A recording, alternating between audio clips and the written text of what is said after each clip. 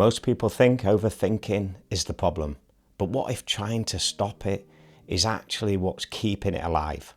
Ever lay in bed completely exhausted, but your mind still replays a conversation you had 3 days ago, or rehearsing an outcome that hasn't even happened yet?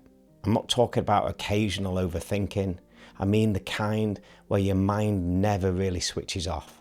It's always scanning, always preparing, replaying conversations, replaying decisions, replaying things that haven't even happened yet. You're not chaotic, you're not broken, you're probably highly capable, but you're exhausted. And your nervous system still thinks it needs to be switched on. If this resonates with you, there's a good chance you've already tried to fix it. You've tried mindset work, you've tried productivity systems, you may have tried meditation, maybe more than once. And what makes this especially frustrating is that you're not unaware. You understand yourself. You can explain why you think the way you do. You can see your patterns. You can even give good advice to other people. And yet, internally, there's very little quiet. So over time, something subtle creeps in. Not panic, not breakdown, just a quiet question in the background. Why can't I relax like other people seem to? Why does my mind still feel busy? Why am I still like this? Nothing has gone wrong, but the way this is usually explained to you has. Most advice around overthinking is built on one assumption, that thinking itself is the problem. So the solution becomes stop thinking, think more positively, focus harder, be more present.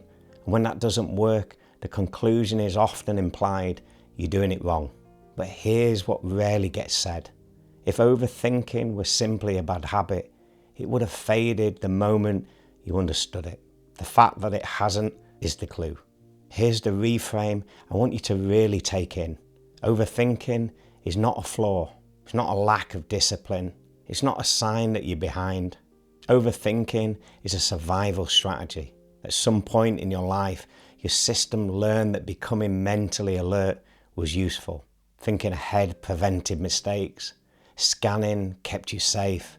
Preparation reduced uncertainty.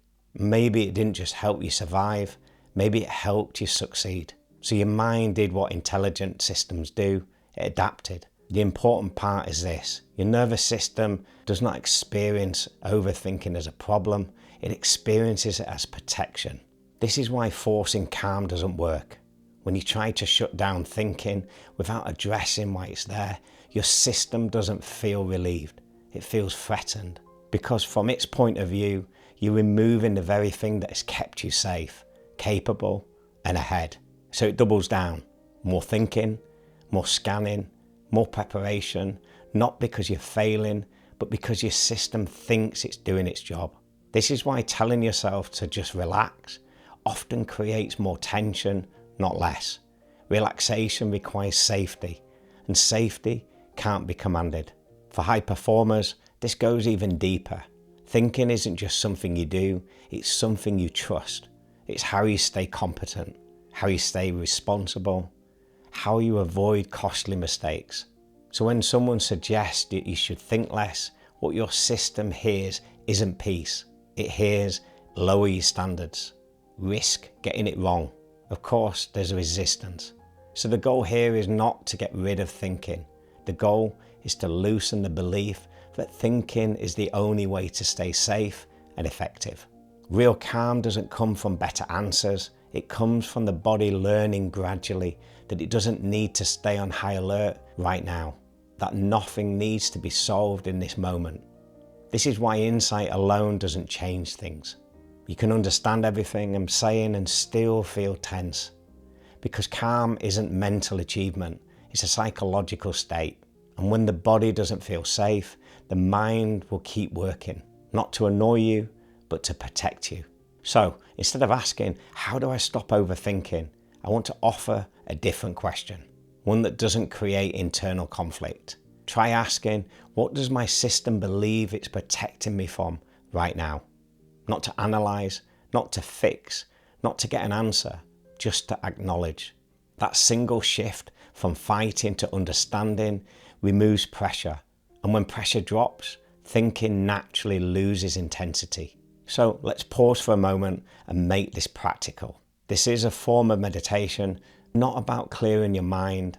It's not about controlling your thoughts, but about changing your relationship to what's already happening. You don't need to close your eyes unless you want to. Just soften your gaze or look slightly downward. First, notice thinking is already happening. You're not doing it, it's just there. Now, instead of following any particular thought, see if you can notice a simple sense of being here, the feeling of being the one who's aware of the thinking, not the contents of the thoughts, just a quiet sense of noticing. Thoughts can come and go. You don't need to manage them. You're not trying to stop traffic. You're just watching it pass by. Stay here for a few breaths. That's it. This is what meditation looks like when it's used to create safety.